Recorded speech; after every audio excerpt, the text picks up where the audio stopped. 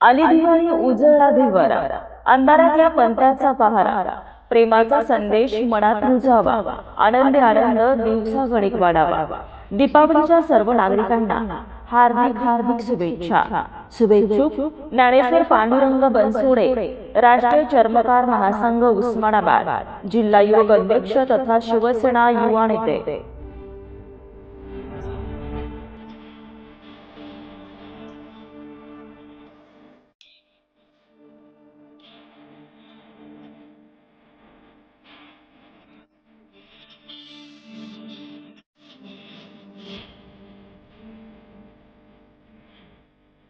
दोन 2020च्या पीक विम्याचे जवळपास 531 कोटी रुपये सर्वोच्च न्यायालयाने आदेश देऊन देखील अद्यापर्यंत शेतकऱ्याच्या खात्यावर वर्ग झालेले नाही। सर्वोच्च न्यायालयाच्या पुढची न्यायव्यवस्था आपल्या देशात कुठलीही नाही। सर्वोच्च न्यायालयाने आदेश देऊन देखील जर ते पैसे अजून शेतकऱ्यांना मिळत नसतील तर ह्यापेक्षा दुर्दैव कुठलं असू शकत नाही। आणि ह्याचा न्याय मागायचं तरी कुठे आहे, सर्वोच्च न्यायालयात जायचं तरी पुढं कुठं आहे। आणि तसेच 2021च्या पीक विम्याचे जवळपास 388 कोटी रुपये जिल्हाधिकाऱ्यांनी कंपनीला उर्वरित 50% द्या म्हणून आदेशित करून देखील मे महिन्यापासून अद्यापपर्यंत त्याचाही 1 रुपया कंपनीकडनं शेतकऱ्यांच्या खात्यात वर्ग झालेला नाही। सप्टेंबर महिन्यात धाराशिव जिल्ह्यात सततचा पाऊस, अतिवृष्टीचे जे 248 कोटी रुपये शासनाकडे जिल्हाधिकाऱ्यांमार्फत प्रस्ताव केला आहे, ते सुद्धा पैसे दिवाळीपूर्वी येणं अपेक्षित होतं, त्याचाही 1 रुपयाही शेतकऱ्याच्या खात्यावर वर्ग झालेला नाही।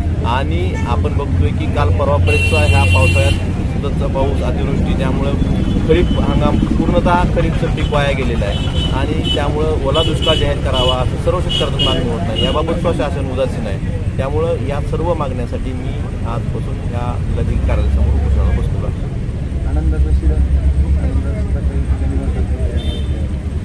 आनंदाचा शिदा किती आला किती नाही आला तुम्हाला सगळ्यांनाच माहीत असेल। तुम्ही एखाद्या रेशन दुकानावर जाऊन बघावं आणि तिथंच तुम्ही तुमचं ग्राउंड रिपोर्ट करावा असं मला वाटतं। पीक विम्यासंदर्भात लोकप्रतिनिधी श्रेय लाटण्याच्या नादामध्ये जो पीक विमा शेतकऱ्यांनी भरला आहे, मग श्रेयवाद का घेताय तुम्ही लोकप्रतिनिधी? श्रेयाचा विषयच नाही, लोकप्रतिनिधी म्हणून आमचं कर्तव्य आहे। श्रेयाचा विषयच नाही, हा शेतकऱ्यांनी भरलेला विमा आहे। शेतकऱ्याच्या पिकाचं नुकसान झालेलं आहे, त्यामुळे त्याच्यावर पूर्ण अधिकार हा शेतकऱ्याचाच आहे। आम्ही कुठलाही श्रेय घ्यायचा विषय नाही, आम्हाला फक्त शेतकऱ्याचा त्यांच्या हक्काचा पीक विमा त्यांच्या खात्यावर वर्ग झाला पाहिजे एवढंच मत। श्रेय ज्यांना घ्यायचं त्यांनी घ्यावं। दादा, दिवाळी असताना देखील उपोषणाला बसावं वाटतं। आपण बघतोय की ह्या वर्षीचा पूर्ण हंगाम हातातून गेलेला आहे आणि शेतकऱ्याचा दिवाळा निघाला असताना मला योग्य वाटलं नाही की आपण दिवाळी करावी।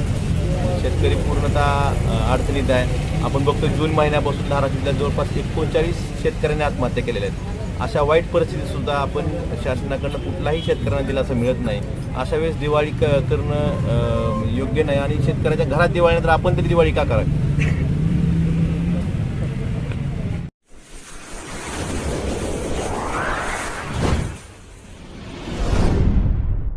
वीर महाराष्ट्र न्यूज चॅनलला लाईक आणि सबस्क्राईब करा।